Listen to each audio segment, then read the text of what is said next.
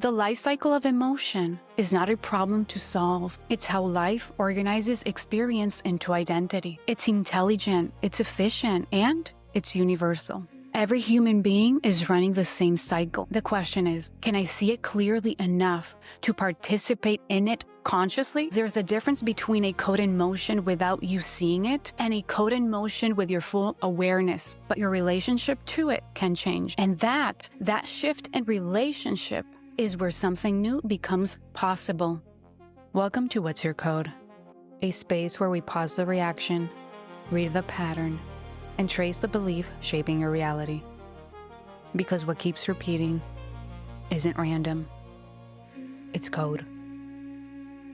There is a moment somewhere in your history, one you probably can pinpoint, where something you now call who I am started as just a feeling, not a decision, not a belief, not something someone taught you on purpose, but a feeling. One moment, one signal. One response that worked, or that kept you safe, or that was simply all that was available. And somehow, through repetition, through time, through a process most of us never see happening, that single feeling became a pattern. And that pattern became part of your identity. Now that movement from feeling to identity is what I call the code in motion. It's the lived experience of how your code forms. And today, I want to show you the architecture underneath it, because there is a structure underneath the way emotions become who you are. And once you can see it, you can locate yourself inside it. In the last 2 episodes, we explored the patterns running inside you, the patterns running between us,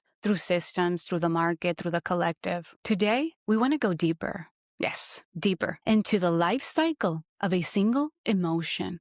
From the moment it's born to the moment it becomes something you call yourself. And I want to show you this through 2 stories, 2 patterns that look completely different on the surface. One shows up at work and one shows up in relationships. And by the end of the conversation, I think you'll see that they might be the same thing. So let me start with a moment. A child at a dinner table. A family is tense about something, money maybe, or someone's mood or something unsaid that everyone can feel, but no one is naming. And this child, without thinking, without strategy, without understanding what they're even about to do, does something. They make someone laugh, or they help clear the table without being asked, or they say the thing that shifts the energy in the room. And for a moment, the tension eases. That's the signal in what I call the life cycle of emotion. This is the atom. The atom is the smallest unit of emotional experience. It's one feeling, one moment, one input that creates one response. Not yet a pattern, not yet a habit, not yet identity. Just a single event. A child felt tension in the room. That's the signal. And a response formed. Do something useful. Be what the room needs. Earn your place here. And it worked. The room softened. The child felt safe for a moment. And that would be the end of it if only it happened once. But it doesn't just happen once. The child encounters another moment of tension. Different room, different day, maybe a different year. But the feeling is the same. And the same response fires. Be useful, produce something, shift the energy, earn your safety. And again, and again. This is the molecule. The molecule is what happens when a signal and a response bond together through repetition. They form a sequence, a loop, a reliable pathway that the system starts to prefer. Not because it's the best response, because it's the most practiced one. Now let me show you what this looks like when it grows up. At work, this could be the person who over-delivers, who takes on more than their share, who stays late, who produces beyond what's asked, not because the job requires it, but because something inside them doesn't know how to stop. They get praised for it, promoted for it, relied upon for it. And that makes it harder to stop because now the loop has external reinforcement. The signal arrives as a deadline, a team need, a moment of pressure. And the response fires, produce, prove, be indispensable. Now, in relationships, this becomes the person who gives everything, who anticipates needs before they're spoken, who holds the emotional weight of the dynamic, who makes sure the other person is okay before even checking with themselves first. They're described as thoughtful, generous, selfless, and that description becomes another layer of the loop because now stopping doesn't just feel uncomfortable. It feels like betrayal. It's the same atom, same original signal, but two different molecules. Two different loops, two different rooms of life. The same bond between I feel tension and I become what's needed. Here is where it shifts, because at some point, the loop stops feeling like a response. It starts feeling like a structure, like who you are. The cell is when a pattern solidifies, when it develops a membrane, a boundary that protects it, that resists change, not because it's harmful, but because it's organized information. It has a function. At work, the pattern is no longer, I tend to take on a lot. It becomes, I'm someone who over-delivers. I'm the reliable one. People can count on me. That's not a behavior anymore. That's an identity statement. And identity statements are much more harder to interrupt than behaviors. Because when someone suggests you take on less, it doesn't feel like a strategy adjustment. It feels like they're asking you to stop being who you are. In relationships, the pattern has become, I'm the giver. I'm the one who holds this together. That's just how I love. And the membranes around the cell, the thing that protects it, is the story that goes with it. If I stop giving, they won't need me. If I stop producing, they'll see I'm not enough. The cell doesn't just protect the pattern. It protects the reason the pattern can't change. And here's what's important. The cell did what it was designed to. It organized itself around something that once worked. It kept you safe during a time where safety depended on being useful. But the situation changed, and the cell didn't. It kept running the same code in rooms that no longer required it. Now here's where it gets deeper. Because these two patterns, the one at work and the one in relationships, they don't stay separate. At some point, maybe slowly, maybe suddenly, you started to notice a theme running across your life. The way you show up at work, and the way you show up in love, and the way you respond to your family, and the way your body organizes around tension. They're all connected. They're all expressions of the same underlying architecture, the same code. This is the network. The network is when individual cells connect across contexts, when separate patterns reveal themselves as part of a larger structure. The person who over-delivers at work could be the same person who overgives in a relationship. The person who can't say no to a project could be the same person who can't ask for what they need from the people closest to them. These aren't two problems. This is one architecture showing up in every room. And most people don't see this until someone points it out or until they burn out in both areas. Sometimes it happens all at once. Because when a pattern runs in only one part of your life, you can manage it, you can compensate. But when you see it running everywhere, that's when you realize this isn't just a work issue. This isn't a relationship issue. This is a life theme. And that recognition, as uncomfortable as it might be, is actually the beginning of something deeply important, because you can't change what you can't see. And now you just saw it.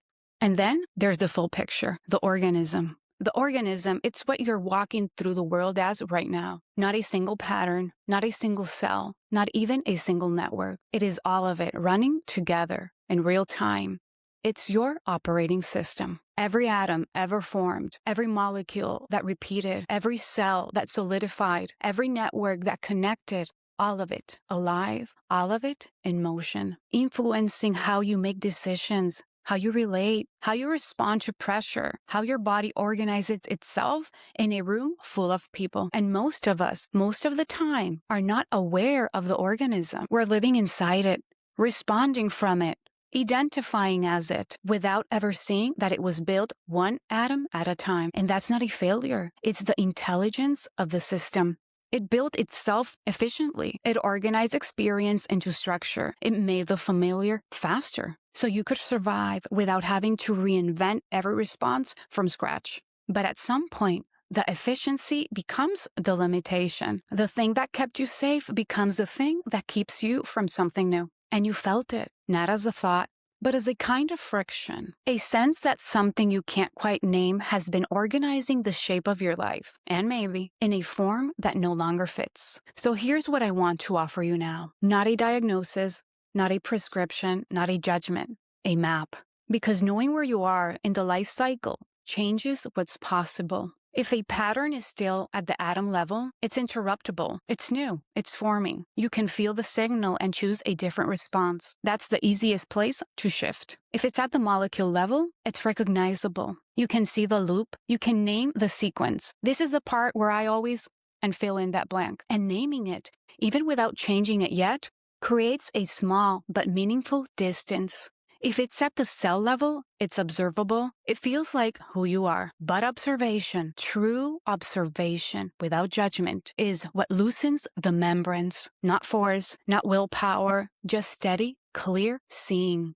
If it's at the network level, it's mappable. You can trace the connections. You can see the same theme in different contexts. And that mapping, seeing the architecture as one system rather than a dozen separate problems, changes the entire relationship you have with yourself. And if it's at the organism level, it's understandable. The full operating system can be understood as something that was built one reaction at a time, which means it can be seen one layer at a time. You don't have to undo the whole system at once. You just need to find what layer you're at with the pattern that matters most to you right now. And here's what I don't want you to miss. The life cycle of emotion is not a problem to solve. It's not a dysfunction. It is not a diagnosis. It is not proof that something went wrong. It's how life organizes experience into identity. It's intelligent, it's efficient, and it's universal. Every human being is running the same cycle. The question was never, how do I stop it?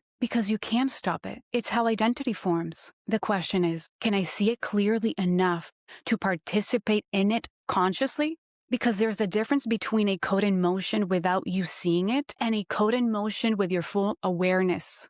The architecture doesn't just disappear, but your relationship to it can change. And that shift in relationship is where something new becomes possible. Not replacing who you are, not rejecting what was built, but understanding it well enough that you can choose what stays, what evolves, and what no longer needs to run the way it's been running. So let's come back to the two patterns we've been following. The person who over-delivers at work, the person who over-gives in relationships. They're not doing something wrong. They're running a system that was built for a reason. A child at a dinner table who found safety through usefulness, an atom that repeated until it became a molecule that solidified into a cell that connected across every area of life into a network that becomes an operating system, an organism that this person has been living inside without ever seeing the original moment it begun. But now you're seeing it, not to judge it, and not to fix it overnight, not to be ashamed of something that just kept you safe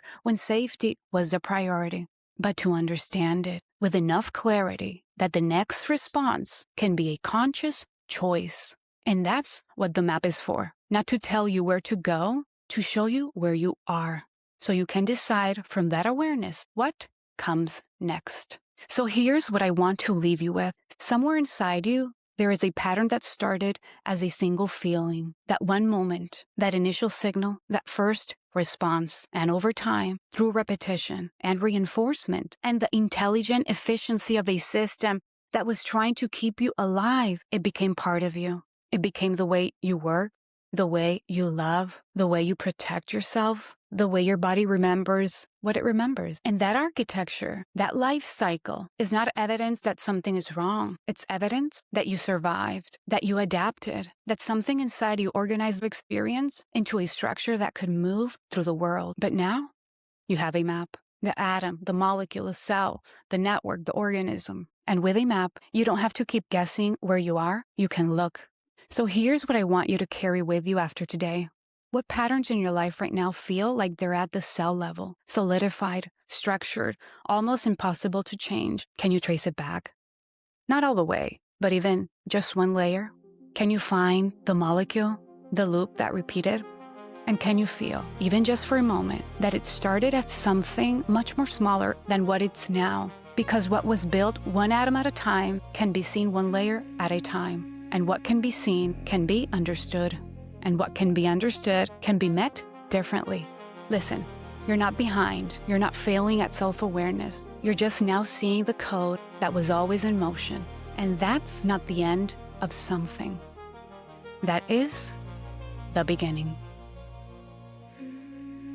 Thank you for pausing with me. Until our next reflection, notice. What's your code?